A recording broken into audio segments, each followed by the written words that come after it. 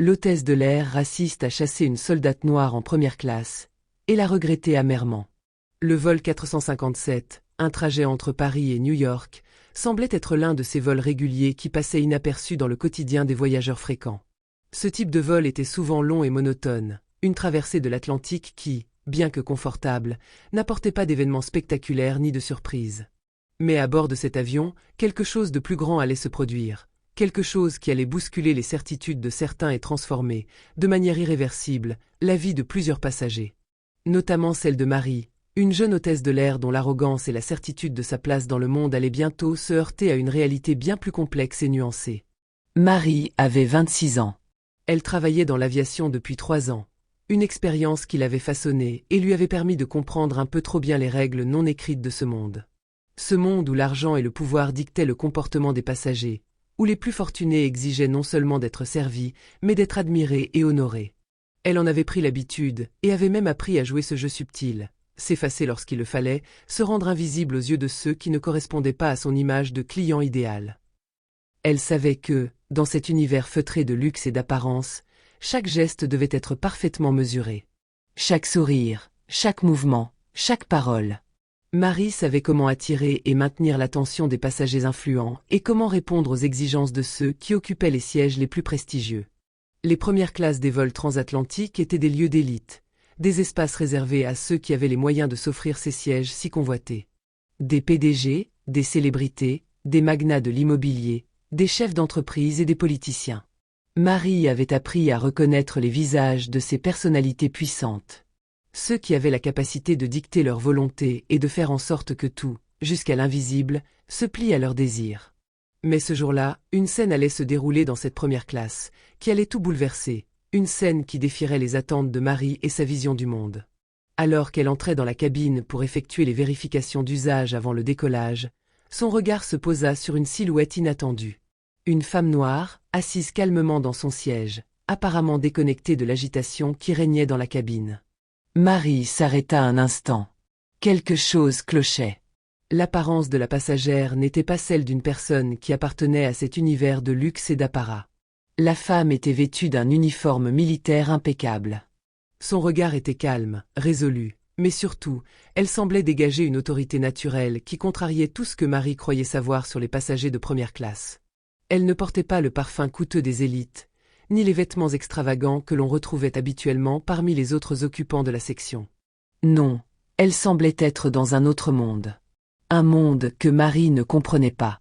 La soldate, Halima Cohn, n'était pas là pour séduire ou impressionner. Elle était là pour une raison qui, à cet instant, échappait à Marie. Mais ce qui frappait le plus, c'était sa présence. Elle n'avait pas l'air intimidée par l'environnement luxueux. Non, c'était plutôt Marie qui, dans un moment d'hésitation, se sentit soudainement confrontée à quelque chose qu'elle n'avait pas prévu. Elle s'approcha d'Halima, son regard passant de l'uniforme impeccable de la soldate à son visage déterminé. « Excusez-moi, mademoiselle, dit Marie, en essayant de masquer le mépris qui s'immisçait malgré elle dans sa voix. Mais je crois que vous vous êtes trompée de place. » Elle ajouta, d'un ton glacé, « Cette section est réservée aux passagers de première classe. » Halima, qui avait été plongée dans ses pensées, leva les yeux et croisa le regard de Marie. Ce regard. Il n'était pas défiant, mais pas non plus soumis. C'était un regard calme, celui de quelqu'un qui savait exactement ce qu'elle faisait et pourquoi elle était là. « Non, je suis au bon endroit, répondit-elle d'une voix calme, mais ferme. J'ai un billet pour ce siège. » Marie, prise de court, ressentit une légère gêne, mais cette gêne ne dura qu'un instant. Elle n'était pas prête à admettre qu'elle avait pu se tromper. Non, cette femme ne pouvait pas appartenir à ce monde. Cela ne faisait tout simplement pas sens pour elle. Je vous assure que vous devez vous déplacer. Peut-être qu'il y a eu une erreur dans la réservation, insista-t-elle, un peu plus sèchement cette fois. Mais Halima, comme une montagne inébranlable, ne bougea pas d'un centimètre. Je vous assure que ce n'est pas le cas. Mon billet est valide. Sa voix ne trahissait aucune nervosité, aucune hésitation. Elle semblait parfaitement à sa place, en dépit de l'attitude dédaigneuse qui se faisait de plus en plus évidente autour d'elle. Su contraste destabilisa Marie. L'hôtesse, gênée par la situation et plus que jamais déterminée à imposer l'ordre qu'elle connaissait, se tourna vers le chef de cabine, un homme plus âgé et expérimenté, mais qui semblait ne pas comprendre l'urgence de la situation. Il se dirigea vers eux, et avant même qu'il puisse dire quoi que ce soit, Halima s'adressa directement à lui, d'une manière calme mais autoritaire.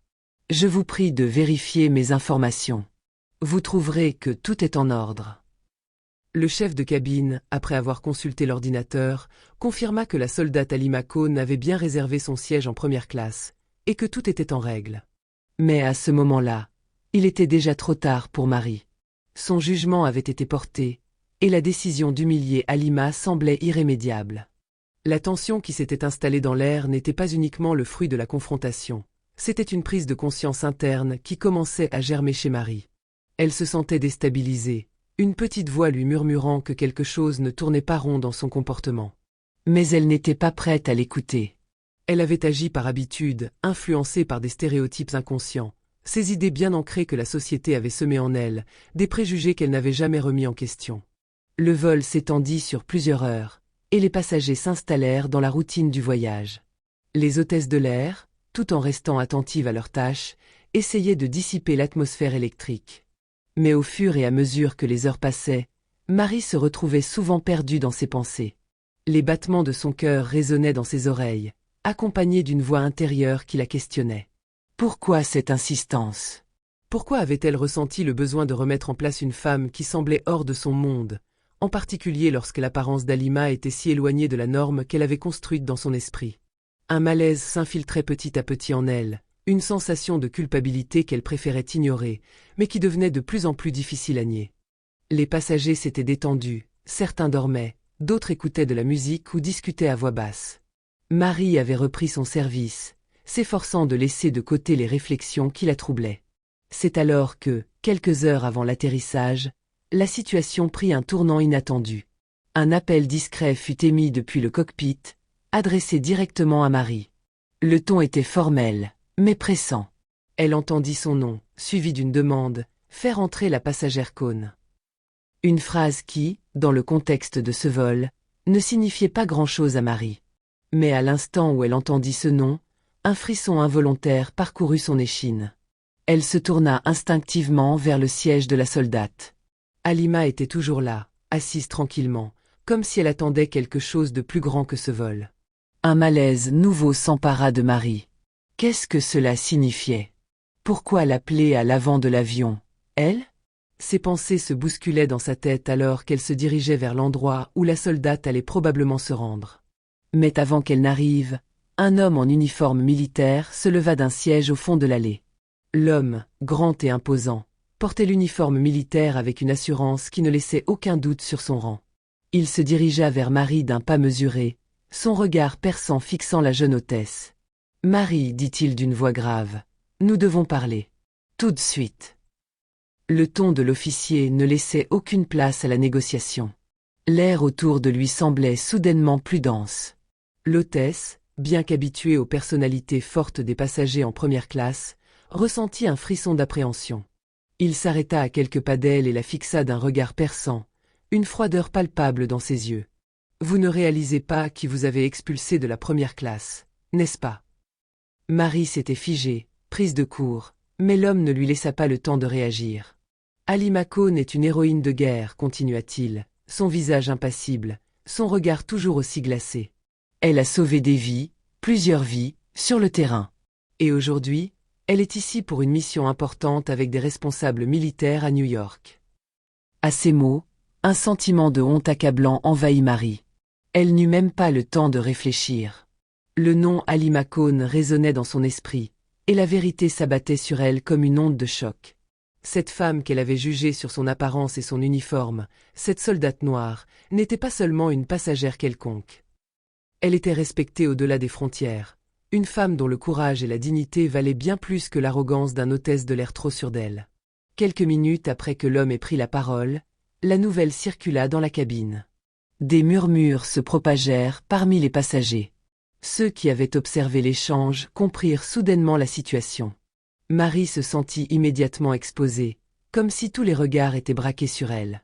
L'humiliation qui l'envahit était immense, et elle se rendit compte à quel point elle s'était laissée emporter par des idées préconçues, qu'elle n'avait jamais cherché à remettre en question. Chaque murmure, Chaque regard semblait la renvoyer à l'image de sa propre arrogance. Lorsque l'avion se posa enfin, Halima retourna lentement à son siège, toujours aussi digne et calme, sans montrer le moindre signe de rancéure. Marie resta un instant là, comme pétrifiée. Elle savait qu'elle devait présenter des excuses, mais l'orgueil l'empêchait de le faire immédiatement. Il fallut quelques minutes, mais Marie se leva finalement, le cœur lourd, et se dirigea vers le siège d'Halima. L'hôtesse s'agenouilla devant elle, son visage rougi par la honte. « Je suis désolée, balbutia-t-elle, ses mots semblant faibles face à l'intensité du moment. « Je n'aurais jamais dû vous traiter ainsi. C'était inacceptable. » Ses yeux cherchaient un signe de réconciliation, mais ce qu'elle ne savait pas, c'était que cette réconciliation ne pouvait venir que de son propre travail intérieur. Halima la regarda calmement, sans colère.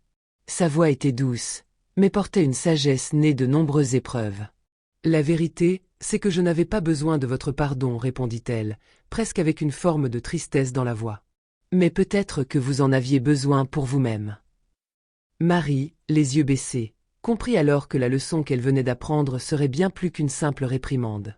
C'était un tournant dans sa vie, un appel à remettre en question les croyances et jugements qui la guidaient.